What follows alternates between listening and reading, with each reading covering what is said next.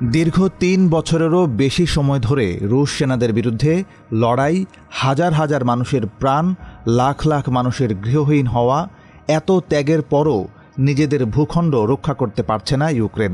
তাদের সম্মতি ছাড়াই ইউক্রেনের ভূখণ্ড ভাগাভাগির মাধ্যমে পুতিনের সঙ্গে সমঝোতায় আসতে চাচ্ছেন মার্কিন প্রেসিডেন্ট ডোনাল্ড ট্রাম্প। আর এটি যদি সত্যি হয়, তাহলে পুতিন ট্রাম্প বৈঠকের মধ্য দিয়ে এই যুদ্ধে চূড়ান্ত পরাজয় হতে যাচ্ছে ইউক্রেনের। এখন দেখার অপেক্ষা কি আছে জেলেনস্কির ভাগ্যে। স্থান সবসময় গুরুত্বপূর্ণ। মার্কিন প্রেসিডেন্ট নিজে যখন এই কথা বলেন আর পরক্ষণেই ঘোষণা দেন ১৫৮ বছর আগে রাশিয়ার কাছ থেকে মাত্র $7.2 মিলিয়ন বিনিময়ে কেনা আলাস্কায় পুতিনের সঙ্গে বৈঠকে বসার, আর বৈঠকের এজেন্ডা সম্পর্কে জানান শতাব্দীর সেরা জমি বিক্রির বৈঠক, তখন সেই বৈঠকে ইউক্রেনের ভাগ্যে কি আছে তা অনেকটাই অনুমান করা যায়। বৈঠকে রুশ প্রেসিডেন্ট হয়তো চেষ্টা করবেন কিয়েভের কাছ থেকে কিছু ভূখণ্ড হাতিয়ে নেয়ার, নয়তো কেনই বা 15 আগস্ট ট্রাম্পের সঙ্গে এই বৈঠক নিয়ে এত আগ্রহী হবেন পুতিন? কেন এতদিন দফায় দফায় আলোচনার পরও শান্তি চুক্তিতে রাজি হচ্ছিলেন না তিনি?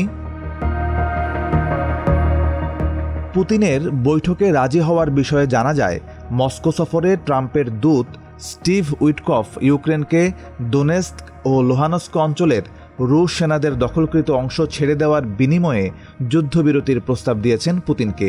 অথচ এই শহরগুলো রক্ষায় হাজারো ইউক্রেনীয় সেনাকে প্রাণ দিতে হয়েছে। বর্তমানে রুশ সেনারা দোনেৎস্কের দুটি গুরুত্বপূর্ণ শহর পোক্রোভস্ক ও কুস্তিয়ান্তিনিভকা ঘেরাওয়ের খুব কাছাকাছি। অনেকের জীবন বাঁচাতে এগুলো হয়তো ছেড়ে দেওয়ার কৌশলগত সিদ্ধান্ত নিতে পারে ইউক্রেন, কিন্তু দোনেৎস্কের বাকি অংশ, বিশেষ করে ক্রামাতোর্স্ক ও স্লোভিয়াঙ্ক, যেখানে এখনও হাজারো মানুষ বাস করছে, তার কি হবে? অবশ্য রাশিয়ার চাওয়া গুলি ও প্রাণহানি ছাড়াই এই এলাকাটির দখল নেওয়া। অবশ্য এত সহজেই নিজেদের ভূমি পুতিনের হাতে ছাড়তে নারাজ ইউক্রেনের প্রেসিডেন্ট ভলোদিমির জেলেনস্কি। ইউক্রেনের 1 ইঞ্চি ভূমিও রাশিয়ার হাতে না দেওয়ার সিদ্ধান্তে এখনও অনড় তিনি।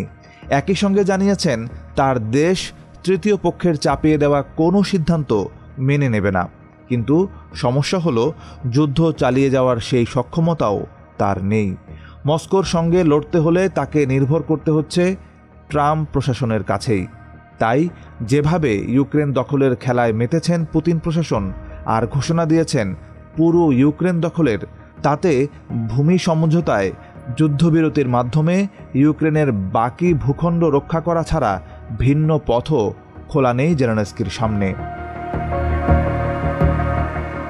প্রেসিডেন্ট ট্রাম্প হয়তো সেটিই চাইছেন, বন্ধুত্বপূর্ণ পরিবেশে মস্কোর সঙ্গে ইউক্রেনের ভূমি সমঝোতা করা, আর সিদ্ধান্তে আসার পর মস্কোর সিদ্ধান্ত কিয়েভের ওপর চাপিয়ে দেওয়া, প্রয়োজনে সাহায্য বন্ধের হুমকি ও গোয়েন্দা তথ্যের ভয় দেখিয়ে হলেও জেলেনস্কিকে রাজি হতে বাধ্য করা।